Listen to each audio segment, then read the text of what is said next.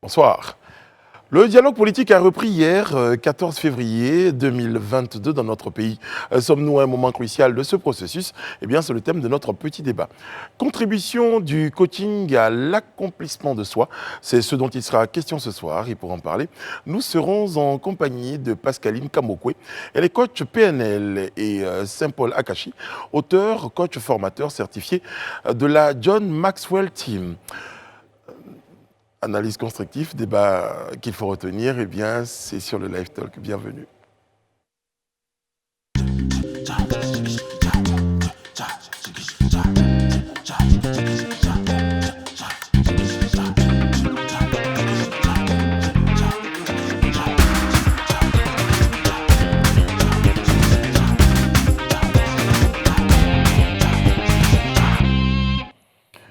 Analyse pertinente et débat constructif. Tiens, à un moment donné, il fallait le dire. Bonsoir, oyez.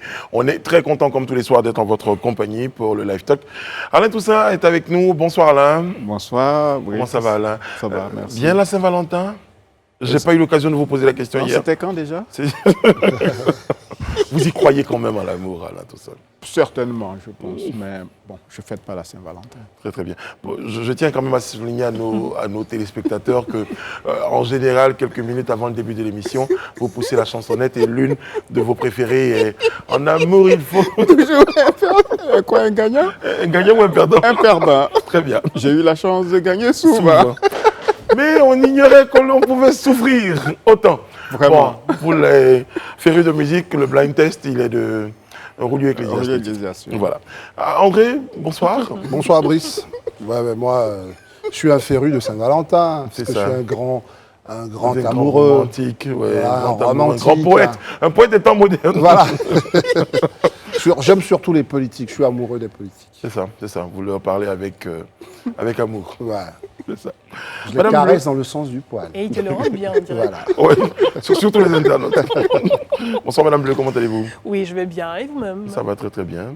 Je vous ai souhaité une joyeuse Saint-Valentin hier. Oui, effectivement. Et Ah, je la bon. fais tous les jours de toute façon. C'est ça qui seul jour. c'est important de le souligner.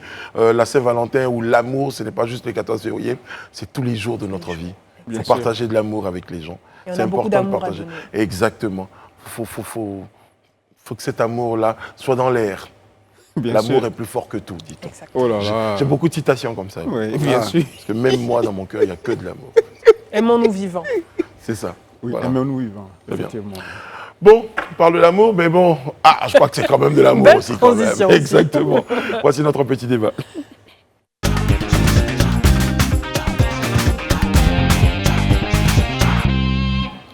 S'aiment-ils vraiment nos acteurs politiques? En tout cas, ils ont décidé de se parler, ils ont décidé de dialoguer. Eh bien, le dialogue politique inter-ivoirien a repris, donc semaine peut-être décisive aujourd'hui. Madame Bleu? Oui, effectivement, après plusieurs rendez-vous manqués déjà lors du lancement de la 5e phase, donc en décembre, il y a eu plusieurs rendez-vous manqués. On cite notamment le dépôt des propositions, les TDR. Il y a eu également le report de la date butoir du dépôt des propositions. Il y a eu vraiment beaucoup de retard. Et hier, finalement, ils se sont retrouvés pour relancer encore ce dialogue politique qui va finalement de phase en phase, parce qu'il y a toujours des points d'achoppement. On espère que cette fois-ci, ça sera décisif. On aura un communiqué final, pourquoi pas. Ils pourront trouver finalement des points d'accord, même si on sait que des questions comme celles qui concernent les prisonniers politiques continuent de faire débat au sein de leurs discussions. Mais bon, on espère qu'un accord sera trouvé pour la paix. Il intéresse les Ivoiriens, il a intéressé les Ivoiriens, il intéresse les Ivoiriens. Pensez-vous qu'à cette allure, ce dialogue politique continuera d'être au cœur des priorités des Ivoiriens? Allez, André. Ouais, moi, je pense que les Ivoiriens y croient parce que de toute façon, les Ivoiriens. Pas tous. Non, je Pas tous. pense. Enfin, je veux dire- Chéric Ballet, en premier, n'y croit pas. bien Parce sûr. qu'elle n'est pas évidente en plus. Non, pas forcément pour ça. Pas forcément pour ça. Il n'y a pas d'unanimisme, donc voilà, dans les choses, il y a forcément des gens qui sont contre, et moi-même aussi. Parce que vous m'avez posé la question de savoir si les Ivoiriens y croyaient. Je pense que majoritairement, ils y croient, parce que les Ivoiriens ont toujours peur de ce qui sort des conclaves des hommes politiques, parce qu'ils ont peur. On voit bien comment ils se comportent durant les périodes électorales. Ils ont peur, ils veulent que les hommes politiques leur annoncent de bonnes choses, tout le monde va être tranquille, aller voter ou pas, selon son désir. Mais enfin, même si j'encourage que tout le monde aille voter. Et donc, je pense que les Ivoiriens attendent beaucoup de ce moment-là. Et pour preuve, je n'ai pas entendu beaucoup de désaveux de la part de nos concitoyens. Ils sont toujours attachés à Moi, j'entends pas beaucoup l'homme de la rue en parler. Je pense que c'est pour ça que je posais la question concernant l'intérêt. Parce que l'homme de la rue, je n'entends pas parler. Au début, on a parlé du lancement lancement du dialogue politique. Après, est-ce que l'intérêt pour ce dialogue-là, bon, on va laisser en déterminer, mais est-ce que l'intérêt pour ce dialogue-là ne faiblit pas, rien que ça? Non, attention, ce que je suis en train de dire, ce n'est pas que les gens en parlent dans les chaumières. Ce que je dis, c'est que les gens ont de fortes attentes. Parce que ce que je vous explique, c'est que si tu prends ce qui se passe lors des moments électoraux, on voit que tout le monde craint. Donc ça veut dire qu'un un moment comme celui-là, pour nous, c'est à la limite de la fumée blanche, mais pour le citoyen lambda, tout ça, ça va apaiser cette période-là. Donc il attend beaucoup, sans doute. C'est ce que André, certainement, c'est Alain qui répondra. Mais pour revenir à ce que Mme Bleu disait, le fait justement que vous n'entendez pas, vous entendez les Ivoiriens parler de Cannes, du Cameroun même, mais vous n'entendez pas forcément les Ivoiriens parler de dialogue politique. Est-ce que c'est aussi peut-être parce que ils se disent que c'est juste des gens qui ont envie de se retrouver autour d'une table, qui vont discuter des questions, et quand la situation va arriver, voilà, ça ne va rien changer? Oui, je pense en fait qu'ils sont un peu blasés. On a parlé de 5e round du dialogue politique avec beaucoup de rendez-vous manqués. Beaucoup de rendez-vous manqués, des vrais faux départs, et puis toujours les mêmes sujets qui reviennent. Et on a le sentiment aussi que l'opposition tente de récupérer au travers de ce dialogue ce qu'elle n'a pas pu obtenir lors des élections, la présidentielle d'octobre 2020, et les législatives de mars 2021. Voilà. Maintenant, c'est la sincérité des acteurs, parce que déjà hier, à la reprise du dialogue, il semble qu'il y a eu quelques points sur lesquels il y avait de profonds désaccords. D'abord sur le statut du régime du président Gbagbo entre novembre ou décembre 2010 et avril, date de son arrestation par l'armée française, et l'ordonnance qui a été signée par le président Ouattara, qui annule tous les actes qui ont été posés. Ce qui remet non seulement en cause d'abord la légalité du régime Gbagbo durant cette période, mais aussi les droits, notamment des responsables politiques, qui ont pu être membres du gouvernement. Donc ce sont quand même des questions de fond. Il semble qu'ils ont décidé d'aborder cette question dans un autre cadre. Donc, ce qui veut dire qu'il y a quand même des désaccords. Voilà. Et sincèrement, je ne sais pas si cela donnera quelque chose qui va changer fondamentalement la vie des Ivoiriens. Je pense que le point central, c'est, à mon sens, l'organisation des élections. Titi Elogne, qui nous suit sur nos pages des réseaux sociaux, en direct donc sur Facebook, nous dit on voit clair maintenant. On cherche notre argent. Oui, c'est ce que André disait. Je veux dire, bon, c'est vrai que tu as parlé d'engouement des Ivoiriens pour ce dialogue, mais moi, je pense surtout, comme on le disait, que ils sont blasés, on est blasés, on a l'habitude de voir ce genre de dialogue, et c'est plutôt pour moi des arrangements politiques. Tu as parlé de décisions qui ont été prises pendant une certaine période, pendant la période du président Laurent Gbagbo, les élections présidentielles, donc la CEI, trouver des points d'accord au niveau de la CEI, mais les vrais problèmes qui concernent les Ivoiriens ne sont pas mis sur la table. Donc c'est certain qu'il y aura forcément à un moment donné une fumée blanche, on la verra sortir, ils se seront entendus sur les intérêts sur lesquels ils ont trouvé un point d'accord. Mais concernant la vie des Ivoiriens, je ne pense pas que c'est le lieu. Non, ce n'est pas le cadre. Voilà, c'est même pas le cadre pour cela, c'est clair. Donc, raison pour laquelle, en tant que citoyen lambda, je ne pense pas que ça puisse les intéresser. Ils sont quand même concernés. Bien sûr. Parce que toutes nos crises sont d'abord une essence politique. Exactement. Donc il vaut mieux que les politiciens, enfin les acteurs politiques se mettent d'accord. Mais bon, moi, je veux qu'on s'entende sur les terminologies. Moi, je parle d'attente des populations. Après, que nous, politiquement, on pense que ce sont des rendez-vous où les hommes politiques font leurs petits arrangements, bah, évidemment que moi, j'y souscris. C'est pour ça que je ne suis pas un grand partisan de ce type de rendez-vous. Mais quand même, les Ivoiriens attendent quoi? Et ça, ils ont retenu 5 points hier. On peut les rappeler. On nous parle de la réforme de la commission électorale indépendante. On nous parle de la réforme du code électoral, les mesures pour apaiser justement l'environnement sociopolitique. Et puis la réconciliation nationale et l'élaboration d'une nouvelle liste électorale. Oui. Donc moi, je pense que pour l'Ivoirien lambda, quand il entend ça, même quand on communique autour de ces 5 sujets, il sait que ces sujets-là vont revenir d'ici moins de 2 ans. Bien sûr. Parce que, justement, voilà, à l'approche des élections. Donc, c'est vrai que ça ne concerne pas son quotidien d'aujourd'hui, c'est-à-dire la vie chère ou supposée chère, ou enfin, tout ce que vous voulez. Mais il sait que quand on va s'approcher des élections, on va commencer à regarder du côté des partis politiques pour savoir qui est en accord ou en désaccord avec le processus qui va s'ouvrir. Et c'est là où on va commencer à se dire, mais qu'est-ce qu'ils ont décidé de l'autre côté? Donc, je pense que quelque part, il y a une attente. Même si, quand même, il faut reconnaître que, ça, je partage le mot, beaucoup d'Ivoiriens sont blasés par ces tours à répétition, de rendez-vous, parce que moi, je pense que, franchement, s'entendre sur la commission électorale, on n'a pas besoin de faire 10 rendez-vous, quoi. Est-ce qu'il n'y a pas une forme de, pour revenir à ce qui décourage, hein, permettez-moi l'expression, qui blase les Ivoiriens, c'est cette petite forme d'hypocrisie-là que certains décrivent de la part des hommes politiques qui viennent à ces rendez-vous-là pour discuter des intérêts, vous en parliez, Madame Bleu, tout à l'heure, de leurs intérêts personnels sous le sceau de la réconciliation nationale, de ces petits arrangements-là, une forme d'hypocrisie-là qui dit pas son nom. Oui, je pense qu'on peut le dire. Je pense qu'on peut observer qu'il y a un certain art à être hypocrite parce qu'on sait fondamentalement qu'on est en désaccord sur certains points, mais on va quand même discuter. Et chacun vient avec ses revendications et l'autre avec les accords qu'il pourrait concéder. Et puis au final, on va arriver encore à des tensions dans quelques mois. C'est que chacun veut trouver, bien sûr, des intérêts, que ce soit au niveau du gouvernement ou des partis de l'opposition. D'une certaine manière, si je trouve mon compte, je vous garantis la paix. C'est ça. La paix avant les élections. Donc, tout est focus, tout est centralisé autour de la question des élections parce qu'on veut arriver à une situation où on va éviter une escalade des tensions avant les élections. Et cela, ça passe par cette concertation, je peux même appeler une concertation pour la paix avant les élections, au-delà d'un dialogue politique, les conditions d'apaisement. Donc, c'est là où on se rend compte qu'effectivement, je suis désolée de le dire, hein, on a l'impression d'avoir des grands enfants qui, à chaque fois, doivent s'asseoir, discuter, pour nous éviter des violences avant les élections, parce que c'est pareil à chaque période électorale. On se retrouve toujours à vivre ce genre de situation, d'où le fait que les Ivoiriens en aient marre, en fait, finalement. On ne va pas dans le fond des choses. Vous avez parlé de la grande hypocrisie, mais moi, je dirais plus loin politiquement, pour moi, c'est la grande contradiction.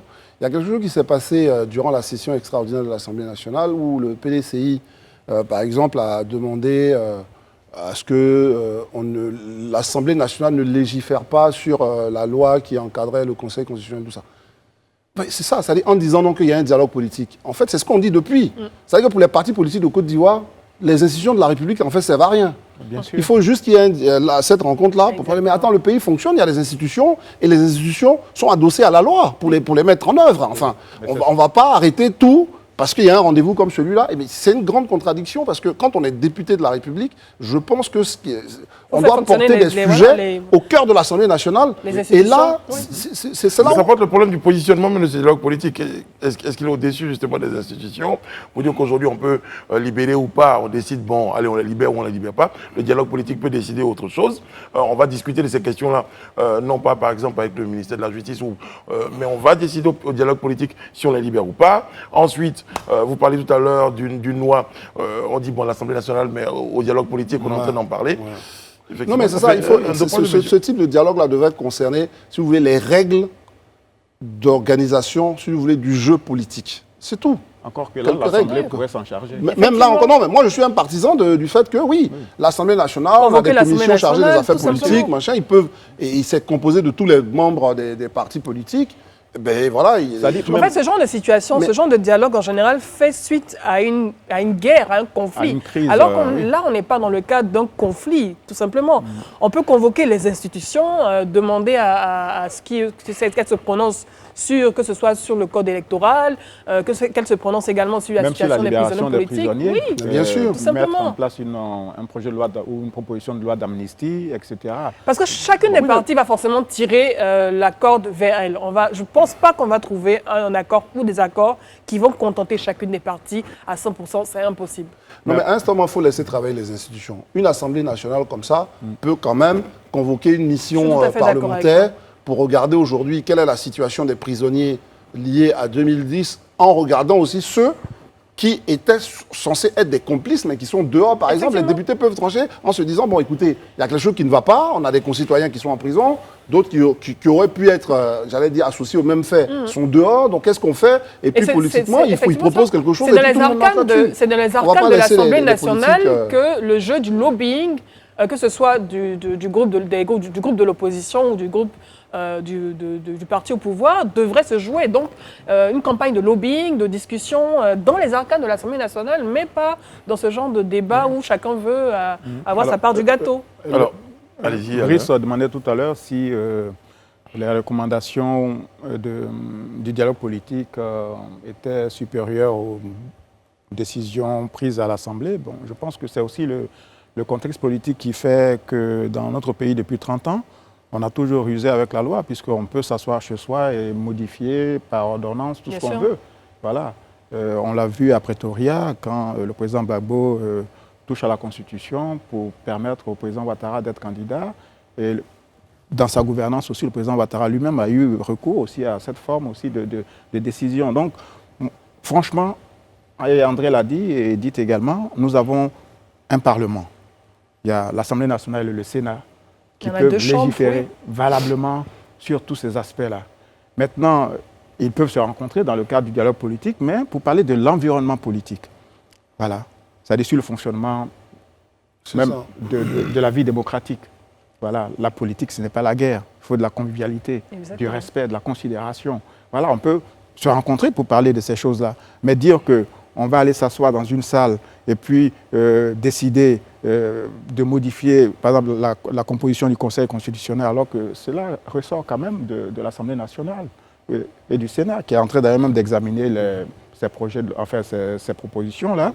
Voilà. Bon, je veux dire, il y a une façon de faire la politique ou bien de vivre la démocratie en Côte d'Ivoire, moi qui me pose problème. Voilà. Bon, n'est pas arrangement. En tout cas, ce dialogue politique-là a eu le mérite, en tout cas celui qui est en cours en ce moment, en tout cas la rencontre d'hier a eu le mérite de réunir tous les acteurs, enfin la plupart des acteurs politiques.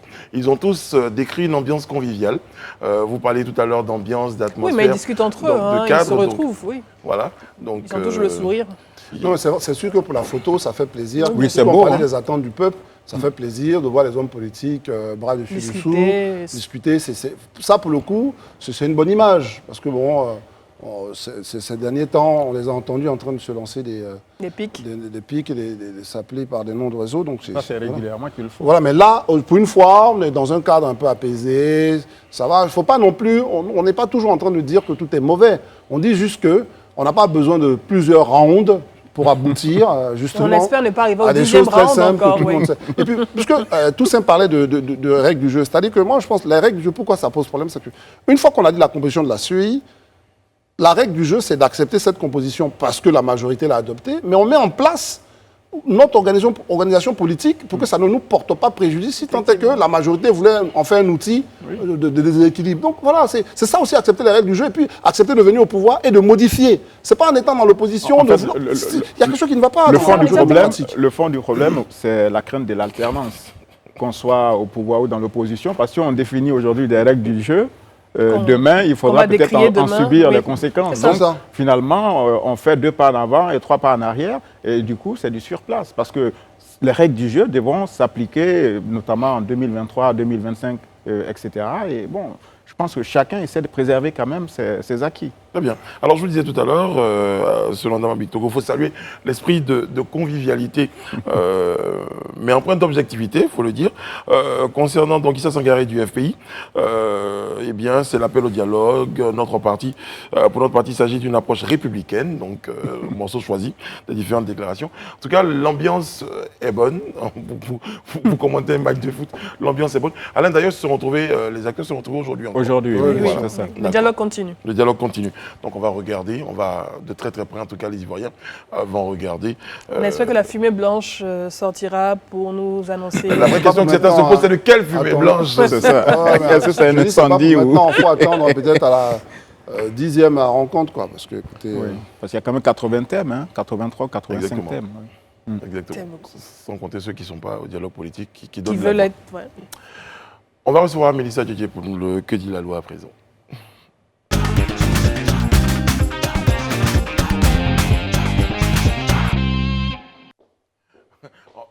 Là, en fait, en réalité, notre Mélissa, j'ai souhaité qu'elle rentre juste après le jingle. Ça a son Pas charme. avant. Ça a son charme. Ça a son charme. Bonjour Mélissa, comment ça va? Comment Ça va, Oui, ça va très vous bien. agissez comme un metteur en scène. Hein. Exactement, je suis le grand metteur en scène. Mélissa, ce soir, nous parlons de l'exercice de l'autorité parentale. Oui, donc Le on reste dans le thème de la famille. Hein. Exactement. Donc aujourd'hui, on va parler d'autorité parentale, qui avant était connue sous le terme de la puissance paternelle. Donc avant la réforme de 2019, on parlait de puissance paternelle. Et après la réforme de 2019, on parle d'autorité parentale. Donc il y a eu quelques changements. Pour équilibrer la chose. Parce que la puissance paternelle, quand même, On c'est sentait, très patriarcal. il y a une forme Oui. de phallocratie. Tu as senti. Je Hein. suis un terme fort. On a écarté une La autre puissance personne. paternelle. Voilà. Ah, d'accord. Donc, Ok. qu'est-ce que l'autorité parentale? En fait, l'autorité parentale, c'est l'ensemble des obligations et des droits que les parents, donc le père et la mère reconnus, vont exercer ou ont l'obligation vis-à-vis de l'enfant. Très bien. Donc, on va en général avoir la garde, la surveillance, l'entretien, l'éducation, l'administration des biens du mineur s'il en a. Donc, ça passe autant par l'inscrire à l'école, s'assurer qu'il mange, qu'il soit dans un environnement propice, bien évidemment, tout ce qui encadre le bien-être de l'enfant. Et pour ce qui est de l'administration des biens, si l'enfant a des biens, ils vont les administrer dans le but, en fait, de pouvoir assurer le bien-être de l'enfant et la pérennité du patrimoine en question qui va être remis à l'enfant lorsqu'il va devenir majeur. Donc, l'autorité parentale va s'exercer pendant que l'enfant est mineur, donc jusqu'à ses 18 ans.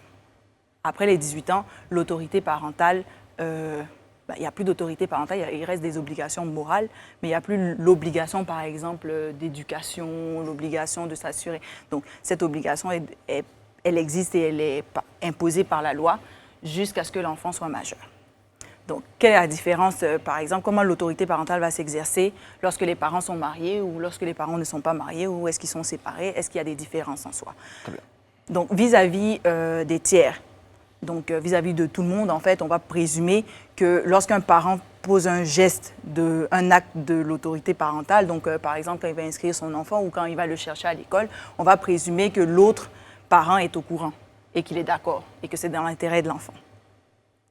Maintenant, quand les parents vont être mariés, on l'a vu, je pense, dans les différents numéros où on a parlé du fait que la filiation, donc le fait de reconnaître, la loi va automatiquement reconnaître que l'époux est le père de l'enfant. Donc, si toi et moi, aujourd'hui, on est mariés et que j'ai un enfant, on va assumer que parce que tu es mon mari, là, devant la loi, que tu es bel et bien le père de mon enfant. Donc, les liens de filiation vont être reconnus.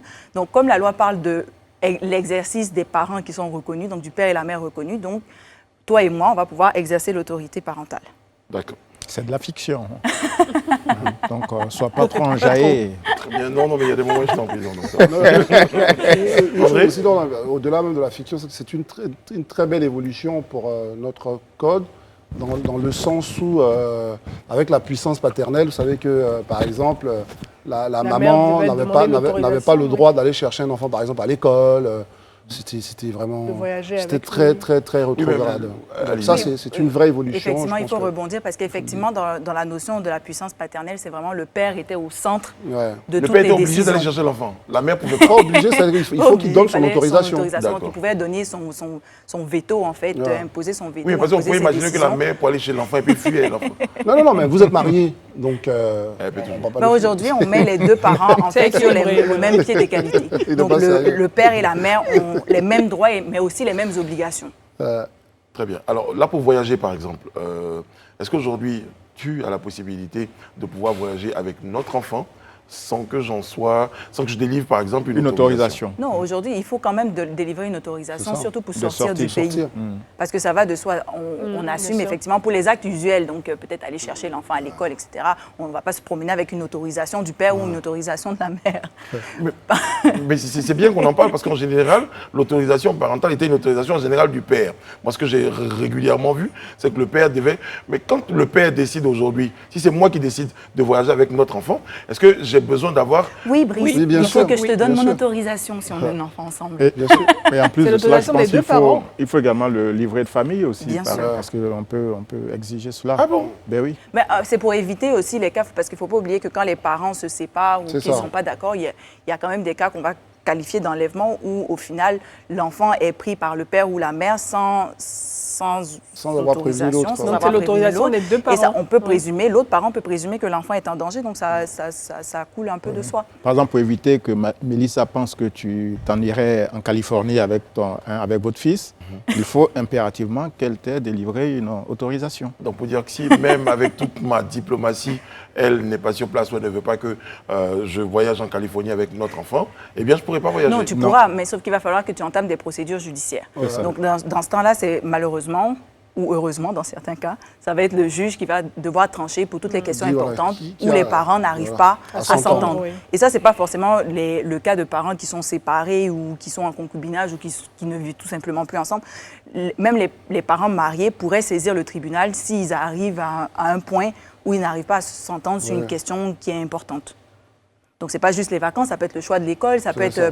plus sérieux, comme par exemple le choix d'un traitement C'est ça. médical, par exemple, pour l'enfant, si jamais il a une maladie grave et que les parents ne s'entendent pas peut-être sur le procédé Parce à que si suivre. moi je veux utiliser les feuilles de Nîmes et que toi tu veux par exemple qu'on lui donne l'azithromycine par exemple, je comprends. Ça peut, Et voilà. Sauf que là, où je veux quand même être, peut-être apporter une petite clarification, lorsque les parents ne sont pas mariés, parce qu'on a parlé du lien de filiation, de la déclaration de naissance, etc. Puis c'est là où elle va prendre un peu son rôle aussi, son importance dans cette question-là. Parce qu'aujourd'hui, on parle de parents qui sont reconnus. Donc, par exemple, si aujourd'hui j'avais un enfant avec toi et que je faisais la déclaration de naissance et que tu disparaissais ou que tu ne voulais pas reconnaître cet enfant-là et que je déclare l'enfant comme étant la mère sans déclarer le père, mais ta filiation, elle n'est pas établie. Donc, en réalité, je suis la seule détentrice de l'autorité parentale. c'est ça. Et là, toi, pour pouvoir exercer l'autorité parentale à un moment donné, il va falloir que tu entames tes procédures judiciaires pour établir d'abord la filiation avant qu'on te reconnaisse l'autorité parentale. Pour faire un langage ivoirien, toi, c'est pas toi tu n'as pas le premier enfant et c'est toi qui veux empêcher un certain nombre de choses. Faut d'abord... D'accord, ok, c'est bien compris. Ok. Et je tiens à préciser aussi que l'autorité parentale, c'est vraiment le père et la mère. Donc, Oui, c'est bien pas la sûr. sœur, Bien c'est sûr. pas les grands-parents, c'est pas l'oncle, c'est pas le nouveau conjoint. Ah ouais. Donc, disons qu'aujourd'hui, on se sépare et que je décide d'épouser André. André, mon nouvel époux, n'a pas l'autorité parentale Ça s'appelle la sur filiation. Voilà, la filiation. Donc, André n'aurait pas l'autorité parentale sur notre enfant en question. Donc, quand il s'agit de trancher des questions, donc il n'a ni les obligations ni les devoirs, en fait, C'est ça. vis-à-vis de cet enfant. Et c'est bien important de le souligner. préciser. Et dans Même le cas si d'une vous êtes adoption, marié, Non, dans le cas d'une adoption, là, on va avoir les mêmes droits Même si- que même si les on est parents, marié. etc., parce qu'on devient le parent de cet enfant-là. Là, on parle de l'autorité sur l'enfant. Ça, Même c'est- si on est marié, jusqu'à ce que il y ait une décision de justice ou il y a quelque chose Vous dire- une adoption, soit puisque vous en simple parlez, ou en donc, plénière. Mélissa et moi, on n'est plus mariés, on n'est plus ensemble. Elle se remarie avec toi. Aujourd'hui, l'enfant est sous ta responsabilité à la maison. Il est sous ma Bien responsabilité. sûr, Ah, sa d'accord. mère. Ouais. Ah, il est sous la Faut- responsabilité de son épouse. Parce qu'aux yeux de la loi, la personne qui a la responsabilité vis-à-vis de cet enfant-là, ça va être C'est moi. la mère, oui. Et Parce qu'elle a le lien de aux yeux de la filiation. loi, c'est moi qui ai la garde de l'enfant. C'est ça. C'est ça. Dans le Il faut la scénario garde dont tu parles. partagée, Et ouais. ce qui est important aussi de souligner, c'est pas parce qu'on a la garde de l'enfant qu'on détient tous les droits de l'autorité parentale, qu'on a tous les droits et que la personne qui est le parent qui n'a pas l'enfant en question n'a plus de droits sur cet enfant-là. En réalité, on a toujours les mêmes droits. C'est la seule différence, ça va être que la personne qui a la garde va exercer, si vous Une voulez, responsabilité. les actes au quotidien. Au quotidien. Donc, s'assurer qu'il ait fait les L'envoyer à devoirs, l'école. qu'il ait bel Pour et bien pour revenir mangé. justement sur l'exemple de Mélissa, justement, si elle se remarie avec moi et que l'enfant, par exemple, a un problème et qu'on doit l'opérer, par exemple, il faudra l'autorisation de Brice. On va dire non, comme on habite ensemble, moi je dis au médecin, est-ce qu'on peut l'opérer? J'ai pas le droit, enfin, j'ai pas l'autorité pour. Et moi qui suis son Exactement. oncle, je n'ai Et rien l'oncle, à dire. Non plus. Voilà. Il faut Ni la trouver tante Brice. que je suis. Très bien. Et du coup, C'est plus clair. Donc, ce que je suggère quand même, c'est que les parents puissent s'entendre parce que, évidemment, ce n'est pas toujours aisé de se retrouver devant le tribunal pour discuter de questions de vacances. Et de feuilles de nid. Non, mais parce que mais quand on voit aussi les conditions de votre divorce, forcément, après, c'est compliqué. Non, Brice et moi, on va toujours bien Voilà. s'entendre. Oui, c'est ça. C'est très bien. Malheureusement, pour Fais voir. attention, il a un projet d'aller vivre en Californie. On va s'arrêter un tout petit peu. Et merci beaucoup, Mélissa. On se Merci, retrouve mardi Brice. prochain. À tout de suite.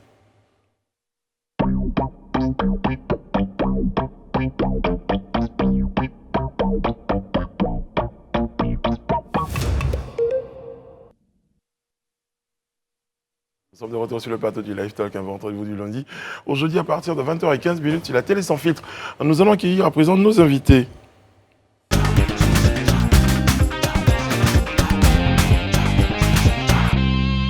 Pascaline Kamokoué, vous êtes coach PNL, executive coach, vous êtes certifié HEC Paris. Bonsoir. Bonsoir. Saint-Paul Akaï, vous êtes auteur, vous êtes coach, vous êtes formateur, vous êtes certifié John Maxwell Team. Ouais. Bonsoir. Bonsoir. Merci d'être tous les deux sur notre plateau. Vous l'avez compris, hein, je parle à nos téléspectateurs, nous parlerons de coaching, de développement personnel, on parlera de motivation, tout ça en fait, il serait bien ce soir, pour nos téléspectateurs, qu'on explique un peu les différences et vous, à quel niveau vous vous situez dans cette... Dans ce microcosme de de coaching, terminologie, de oui. développement personnel. Honneur aux dames. Hein. Ouais. Notre-Dame. Ok, Bonsoir Pascaline. bonsoir. Merci déjà pour l'invitation. Donc au niveau du coaching, moi je fais du coaching, c'est la PNL. La PNL, c'est la programmation neurolinguistique. En quelques mots, c'est en fait comment est-ce qu'on arrive à aider la personne à changer la perception qu'elle a de son environnement. Donc, je ne sais pas si ça peut aider aussi. Et Executive Coach certifié HEC Paris, c'est beaucoup plus un coaching dans lequel on accompagne les dirigeants, les managers, les chefs d'entreprise dans leur épanouissement personnel et professionnel. Très bien. Ben, j'allais dire que coach Armand Chic le réussit très bien sur les réseaux sociaux. Un Donc, exemple. faut-il avoir fait HEC et recevoir toutes ces validations pour le faire? C'est quoi la différence au fond finalement avec ceux qu'on voit qui s'appellent coach, etc. Ben, disons que je n'ai pas de jugement à porter là-dessus. Je pense juste que, pour moi, ma perception du coaching, on ne se lève pas un matin et on se déclare coach parce qu'il y a quand même des risques puisqu'on joue avec le cerveau des personnes, hein, on joue avec leurs émotions. Et d'après ma perception en fait, du coaching, on devrait quand même être outillé pour pouvoir mieux accompagner les gens afin d'éviter de commettre certains dommages. Parce que si vous vous fiez sur vos expériences passées et que vous pensez que vous pouvez coacher, là, c'est assez compliqué. On va revenir à ça tout à l'heure. Jean-Paul Akaï, Saint-Paul Akaï, je n'ai pas eu votre réponse concernant votre positionnement en disant le microcosme, cette terminologie motivateur, coach PNL, développement personnel. Vous vous situez à quel niveau? Alors moi je suis surtout au niveau de donc, la croissance personnelle, au niveau du mindset, parce que le plus grand challenge aujourd'hui, c'est vraiment les systèmes de pensée de limitation, de frustration. Et moi, j'interviens dans la partie challenger les systèmes de pensée pour les aligner en fait à des valeurs, à des principes qui sont extrêmement importants pour permettre vraiment aux personnes de pouvoir libérer leur potentiel. Moi, j'ai une question pour vous. Je vois que vous exercez le métier, vous exercez toujours le métier de pharmacien d'industrie en Belgique. Oui.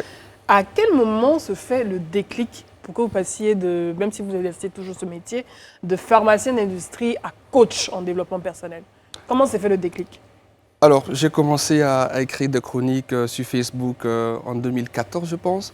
Donc, puis j'écrivais, puis on me disait « Ah, mais tu écris bien. » Et puis, j'avais toujours ça, en fait, c'est comme un battement de cœur, en fait. Voilà, c'est comme un battement de cœur, quelque chose qui me pousse vraiment à poser des questions.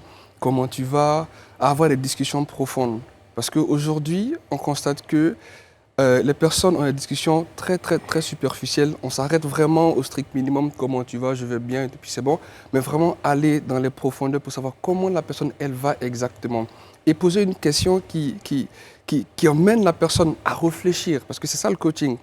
Le coaching, en fait, c'est vraiment d'emmener la personne à réfléchir. Le coach n'est pas celui qui a les solutions, il est celui qui pose des questions et la personne elle-même, elle va commencer à réfléchir parce que la réponse est déjà à l'intérieur d'elle et les questions vont lui Mais les permettre d'aller psychologues chercher, en fait. posent aussi des questions. Donc Oui. finalement, quelle est la différence entre vous et les psychologues? Pour une réponse Oui. pour tous les deux. Allez-y. Alors, ce qu'il faut savoir, c'est que le psychologue va beaucoup se concentrer sur le passé. Il va vraiment aller chercher, ouvrir les petites boîtes de notre passé qui ont fait qu'aujourd'hui, on a une manière de fonctionner. Le coach, en fait, il vous prend maintenant et à partir de maintenant, il va avancer avec vous. Il ira peut-être chercher quelques éléments du passé, mais il ne va pas s'attarder là-dessus.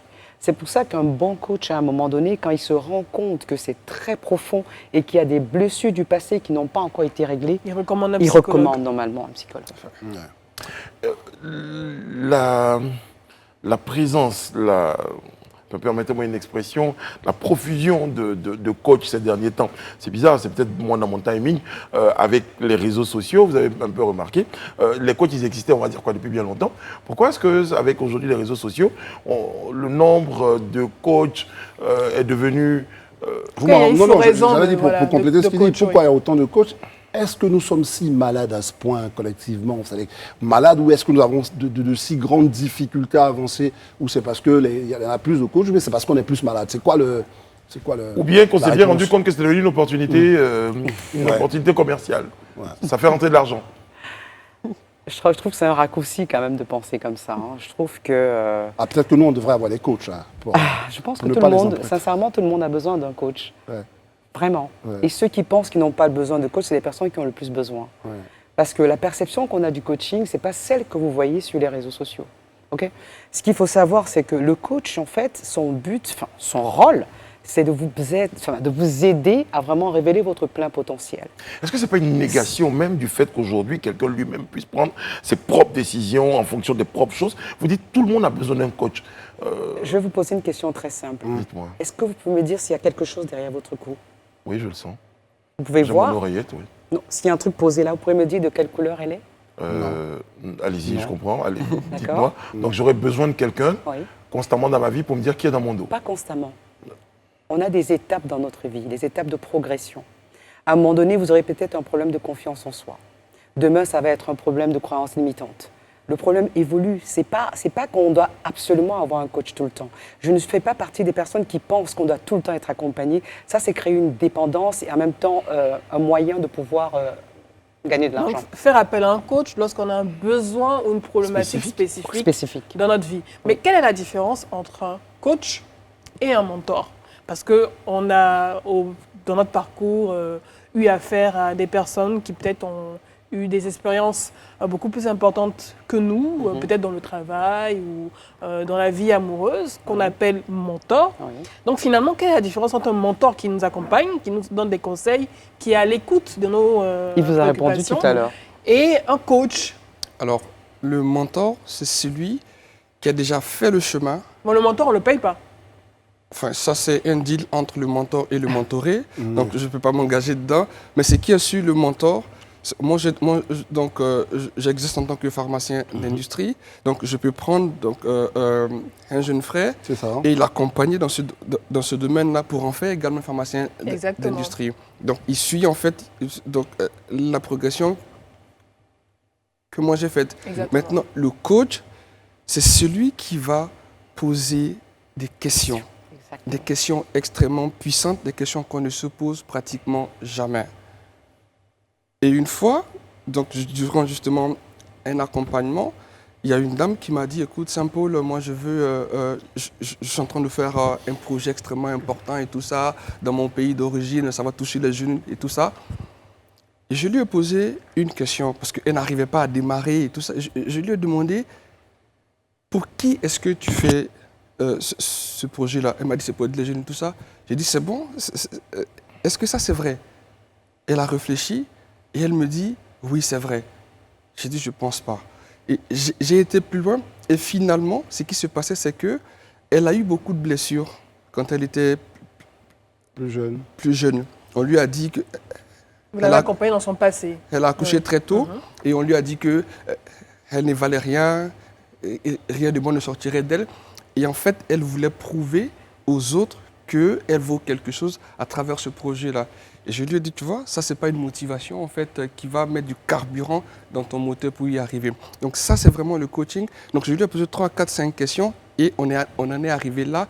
Elle n'y avait absolument jamais pensé, jamais fait le lien entre les deux, en fait. Très bien, pour évoluer un peu sur la question, la question très intéressante d'Edith sur les mentors. Parce que je vois que vous faites un événement justement ce week-end, parlons-en, c'est le prétexte qui nous a servi pour vous inviter ici. Mais la question, c'est que vous invitez des personnes respectables que je connais. Bon, j'en vois les têtes, Jean-Luc Conant, il a réussi. Mais je ne sais pas en quoi est-ce que Jean-Luc Conant peut être considéré comme un coach. Parce que justement, finalement, on revient à la question du mentor. Donc, pour moi, il y a une forme de mélange de genres, et je ne sais pas si c'est la bonne approche en termes de questions. Je vais faire très simple. Le coach ne conseille pas, il questionne. C'est un jeu de rôle. Il joue avec vous, vous faites une danse, on danse la valse. Il pose des questions qui vont vous permettre d'aller trouver la solution à vous. Il ne conseille pas. Le mentor conseille. Moi, je connais, bon, pardonnez-moi. Mais il y a beaucoup de coachs qui conseillent. Oui, c'est ce que je m'apprêtais à vous dire. Donc, non, mais là, aujourd'hui, finalement, on a la réponse des spécialistes qui nous disent, écoutez, c'est comme ça que Donc, si vous, téléspectateurs, aujourd'hui, ce soir, avec l'explication de notre très chère Pascaline, avez dans votre entourage ou même sur vos réseaux, en tout cas, vous avez des coachs qui vous conseillent, qui se présente comme étant un coach, qui vous conseille, que vous appelez aujourd'hui, oui, mon coach, aujourd'hui, j'ai mon ami André qui tape toujours chez moi, et qu'est-ce qu'il faut que je fasse? Ne l'écoute plus. Donc, à partir de cet instant, je ne dois plus considérer cette personne comme étant un coach. Est-ce que vous êtes coach certifié? Oui, certifié HEC Paris, oui, et PNL. Et c'est là qui va être très intéressant, là, cette certification. Est-ce que ça, ce cheminement-là, pour arriver à ça, c'est ce qui donne de la crédibilité ou c'est juste j'allais dire un ensemble de connaissances que vous avez amassées qui est validé par un diplôme? Mais il y a un côté un peu crédible parce que affiché comme ça, HEC, machin, oui, je vais rajouter à ta question, comment se fait la formation d'un coach? Alors, disons qu'à HEC, je ne sais pas ce qu'il en est des autres écoles, on a déjà l'obligation de régler nos problèmes personnels. On est suivi par un psychologue pendant 1 an. C'est-à-dire qu'on ne peut pas venir, je ne peux pas aller coacher quelqu'un. Admettons, je vais coacher une femme sur la violence conjugale, alors que j'ai été une femme qui a été, par exemple, j'ai vécu ça dans mon foyer. Si je n'ai pas réglé ce problème, j'aurais tendance à faire ce qu'on appelle un transfert. Je vais vite me retrouver en train de lui donner des conseils, alors que ce n'est pas mon rôle, en fait. Une femme qui a divorcé, qui veut donner des conseils aux gens. Moi, j'en connais qui... Il ne faut pas donner des conseils, ce n'est pas ça le but.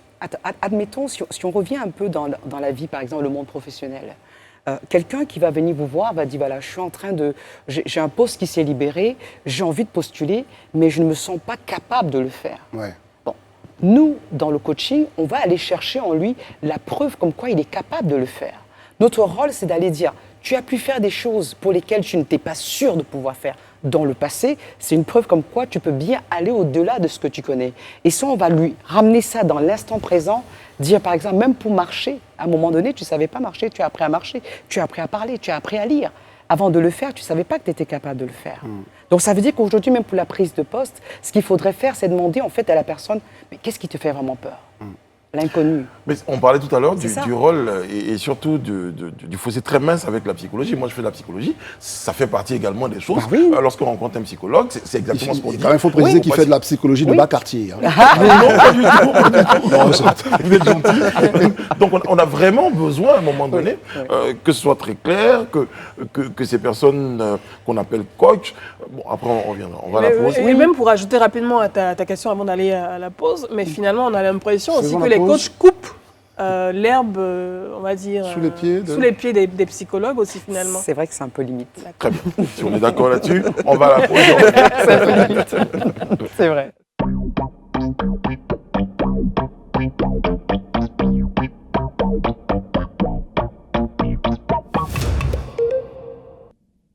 Nous sommes de retour sur le plateau du Live Talk pour la deuxième partie de notre interview en compagnie de nos invités ce soir. Pascaline Kamoko, je rappelle coach PNL, et Saint-Paul Akayi, donc auteur, coach et formateur certifié de la John Maxwell Team.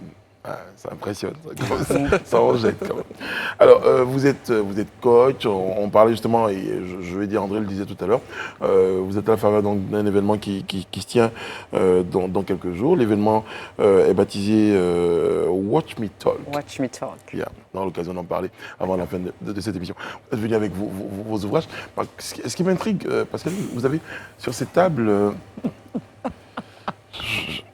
Ok. Ce sont des livres Jeu de ou développement des cartes? personnel. C'est un jeu de C'est un cartes, jeu de cartes. Un jeu de cartes. pour s'auto-coacher et coacher l'autre. Très bien. Ça, Ça consiste en quoi? Alors, c'est un jeu qui permet, parce que durant ma formation à HEC, je me suis rendu compte qu'il n'y avait pas suffisamment d'outils ludiques pour coacher. Et moi, je suis quelqu'un qui aime bien apprendre en m'amusant. Et je me suis dit, voilà, ce serait intéressant d'avoir un jeu de cartes qui nous permet de nous découvrir et d'accompagner les gens lors des coachings de groupe individuels. Donc, j'ai créé ce jeu de cartes qui comprend 18 modes d'utilisation. On peut l'utiliser pour s'auto-coacher, coacher l'autre, jouer en famille. Pourquoi les glades? Les glades, Les parce glades. que je dis je suis une gladiatrice au service de mon c'est bonheur. ça. Voilà, c'est ça, les glades, c'est ça. En gros, c'est ça l'idée derrière. Quand même, il y a une chose qu'on doit pouvoir, vous l'avez dit en filigrane, on l'a entendu, vous aussi vous avez parlé, c'est l'argent. Parlons d'argent. En fait, tout ça, coach, c'est bien, vous voulez nous aider à nous transformer, mais au fond, tout ça, c'est un peu pour de l'argent, non? Parce que il semble qu'il n'y a que des riches ou des gens qui sont bien, qui sont vos publics cibles. Parce que je dis, tous ceux qui ne réussissent pas dans leur vie, en général, c'est des gens qui sont les plus défavorisés de la société, mais ce n'est pas eux qui sont vos publics cibles. Je me trompe? Qu'est-ce que vous mettez derrière riche? Ceux qui ont beaucoup d'argent, par exemple. Donc, il y a le moyen de payer vos prestations. C'est bien que vous précisiez ça parce que Pablo Escobar disait « Je ne suis pas riche, je suis un pauvre qui a de l'argent. » Parce que c'est un état d'esprit, là, peut-être. Exactement. C'est ça. Je sais pas, tu veux répondre? Euh, Ça dépend. Oui, alors personnellement, je ne le fais pas pour l'argent. En tout cas, c'était pas ça le premier battement du cœur. C'était vraiment dans le sens de pouvoir aider. Et aujourd'hui, je ne vis pas de ça. Ah. Je vis de mon métier de pharmacien. Voilà, donc, pour 99%, je vis de mon métier de pharmacien et je ne vis pas de ça. Donc tout ce que je fais aujourd'hui, c'est presque offert. La preuve, c'est que j'ai imprimé les 100 premiers exemplaires de mon livre et je les offre. Ouais. Voilà, donc je ne le fais pas pour l'argent. Voilà, évidemment, à un moment donné, je vais me faire payer parce que c'est un prix que je paye, ce sont des investissements. C'est ça. Mais le but premier, c'est de pouvoir être une solution, répondre à des problèmes que des personnes rencontrent. Parce que moi aussi, je suis passé par ces challenges-là et je m'en suis sorti. Donc, et aujourd'hui, je me vois comme un canal en fait pour aider d'autres personnes qui sont dans ce que moi j'avais connu à sortir de là. En fait, vous êtes dans une démarche de sacerdoce parce que si vous offrez vos livres gratuitement, vous offrez votre temps gratuitement, sachant que coacher aussi, c'est quand même assez chronophage et c'est plein temps. prenant. Ouais. Si vous le faites gratuitement, on est carrément dans une sacerdoce. Est-ce que ce reproche-là, sur lequel je vais revenir, vous permettre à Pascaline de répondre, vous l'entendez, vous vous dites encore comme tout à l'heure, non, c'est une mauvaise façon de voir le coaching? Qu'est-ce que vous répondez vous, à ça? Non. Vous êtes le gourou, vous êtes un modèle, Ouais. vous êtes les charlatans qui ne disent pas leur nom, vous êtes les nouveaux pasteurs déguisés. Parce que Parce que chaque fois que moi je vais voir mon charlatan, justement, Adjeloukou, il me pose toujours des questions. Quoi. Enfin, Adjedjou, il me pose des questions et quand je commence à dire je t'ai habillé en rouge, ce jour il dit ah, je t'avais dit. Je dis non, c'est moi qui t'ai dit que je t'ai habillé en rouge. C'est ça Bon, contrairement à mon collègue, moi je vis du coaching. Au Ouais. cabinet de conseil et coaching, on vit vraiment du coaching à 100%. Ouais. À 100%, après il y a des produits dérivés et tout ce qui va autour, ce qu'il faut savoir, et des formations. C'est mon métier, mais si vous me demandez si je le fais pour de l'argent, je vais dire quel que soit le métier qu'on fait, si on le fait pour de l'argent, on sait très bien qu'à un moment donné, on va perdre cette flamme. Ouais. Parce qu'on a des moments où on touche le fond, des moments où ça ne va pas du tout, c'est pas toujours rose. Hein. Et si la motivation c'est l'argent, ben, ça va se ressentir. Surtout dans un métier comme celui-là, si vous ne le faites pas avec le cœur, votre coaché va le sentir parce qu'en fait, pour mieux coacher quelqu'un, il faut qu'il y ait une connexion. Vous savez, l'être humain a 3 dimensions. La dimension physique, psycho-émotionnelle et spirituelle. Donc ça veut dire quelque part, il y a une partie qu'on ne maîtrise pas. Et ça, c'est vraiment la partie invisible. Si je viens vous coacher et que mon focus est sur quelque chose de matériel, à un moment donné, vous allez le ressentir. Pour être un bon coach, il faut vraiment que le focus soit comment je peux arriver à aider cette personne. Et si cette personne arrive à avoir la solution qu'il faut, elle va nous recommander et l'argent va être la conséquence. Moi, je vais m'intéresser à la méthodologie. Oui. Je viens vous voir, Oui. j'ai un problème particulier et Oui. j'ai besoin que vous me coachiez. Oui. Déjà, ça coûte combien? D'accord. Est-ce que vous me facturez à l'heure ou à la journée? Mhm. Ou bien vous me facturez au mois? Oui. Quels sont les canaux que vous utilisez pour me coacher? Est-ce que c'est en présentiel absolu, 100%, ou bien il y a du physique, il y a du digital et il y a du physique? Donc, comment ça fonctionne? Et puis, comment vous évaluez que votre coaching a fonctionné sur moi? Est-ce qu'on va faire un coaching sur 3 mois, sur 6 mois? Alors, dans la première partie de l'émission, dans la première partie de la question, moi, je peux venir un tout petit peu à votre aide, mais vous n'êtes pas obligé de donner tous les détails de votre Parce qu'il y a aussi Tu le soutiens. secret attention, professionnel. il faut faire attention. Le secret. Elle va l'inviter. utiliser cela. Non, mais si on a un bon coach, on gagne bien sa vie. Hein. Après, on définit quelle est sa cible. Je veux dire, c'est une avez question une de cible? positionnement. Mon positionnement, ce qu'il y a, c'est que je suis plutôt dans les corporates. Ok. Vous voyez, c'est beaucoup plus des entreprises. Et forcément, Des ils directeurs n'ont pas le même, généraux, voilà, tout ils n'ont ça pas le même aussi, budget qu'un entrepreneur qui démarre. Maintenant, il est important quand même de noter que c'est pas à prendre à la légère le coaching. Vous voyez, quand vous venez par exemple avec une problématique, ça veut dire que c'est un vrai problème. Déjà, pouvoir admettre qu'on a besoin d'un coach, c'est déjà une étape importante qui permet d'évoluer. Et la thématique, c'était en fait comment est-ce qu'on arrive le coaching peut aider l'autre à s'accomplir, voilà, pleinement. Donc pour le faire, il faudrait déjà qu'on ait une connaissance, qu'on ait une conscience de notre besoin. Vous voyez. Donc si vous venez vers moi, par exemple pour un accompagnement, il faudrait que moi j'arrive avec vous à faire le travail qui va vous permettre de savoir en réalité quel est mon niveau de conscience au niveau de mes forces et de mes points d'amélioration. Donc selon la problématique, on va l'explorer ensemble, on va faire un plan d'accompagnement. En général, je commence avec 10 séances. Ok. Je peux vous dire qu'au bout de la 6e séance, vous êtes Est-ce prête. qu'au final, pour faire peut-être un mauvais jeu de mots, Oui. le coach, c'est pas un beau parleur, watch me talk, est-ce que c'est pas ça? Non. Non.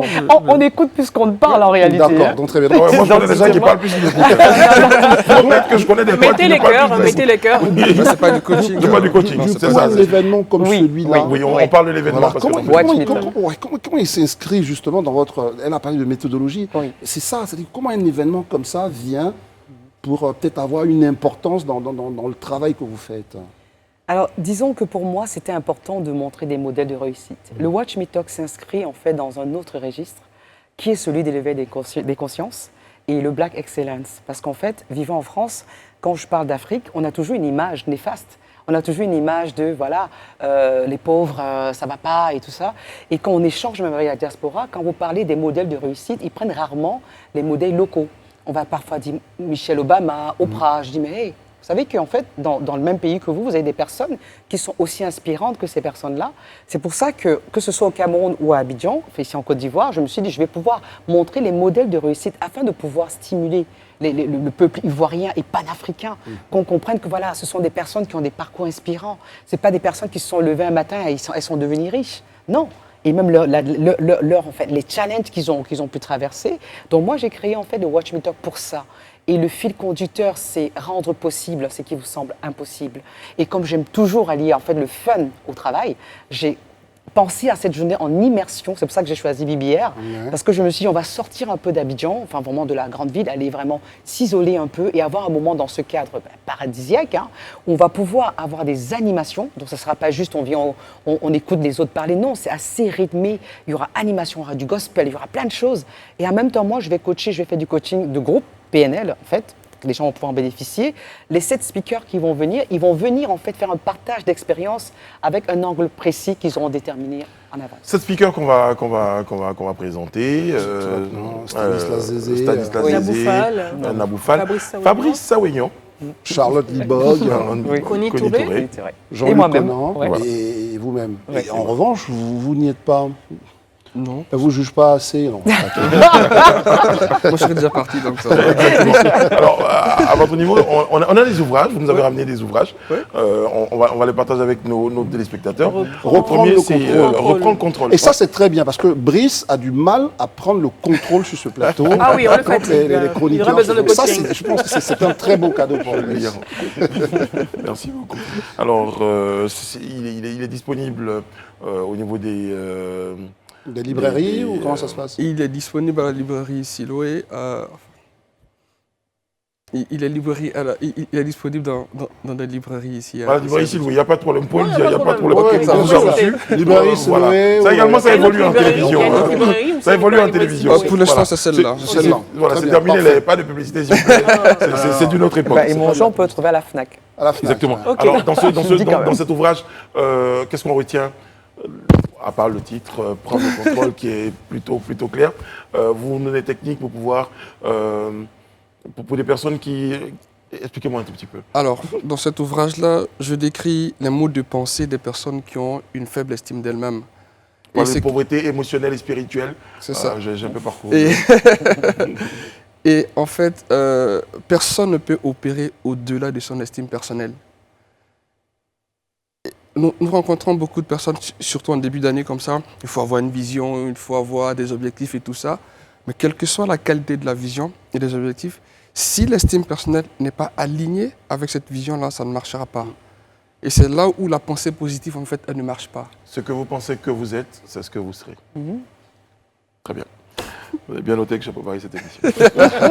Merci beaucoup Saint-Paul, merci Pascaline. On rappelle donc le rendez-vous, c'est pour le Watch Me Talk. C'est ce samedi de 9h à 19h au BBR. Y a-t-il un Est-ce que, numéro? vous allez voir, c'est juste une courte. Est-ce que les gens peuvent encore continuer de s'inscrire? Oui, oui, les gens peuvent encore s'inscrire. Oui. D'accord. Il reste encore quelques places. Ouais. D'accord. Donc, vous pouvez justement aller, les billets sont vendus à la FNAC Cap Nord et Cap Sud. Très bien. Très bien. En tout cas, on vous a reçu. Merci. Merci beaucoup Pascaline, merci Saint-Paul, Merci. merci André Merci pour et l'invitation. Edith, ainsi qu'à toutes les équipes techniques et éditoriales qui se joignent à moi pour vous souhaiter une bonne fin de programme, une excellente soirée sur la TV. Je vais les garder. Oui, C'est ça payant? c'est pour vous aussi. C'est pour moi aussi? Ah non, mais bon, pour C'est cadeau? Oui. Très bien. On va faire des jaloux. On va te reprogrammer. On va vous programmer. Prenez soin de vous et des autres. Que Dieu veille sur vous, que Dieu veille sur la Côte d'Ivoire. À demain. Amen. Merci.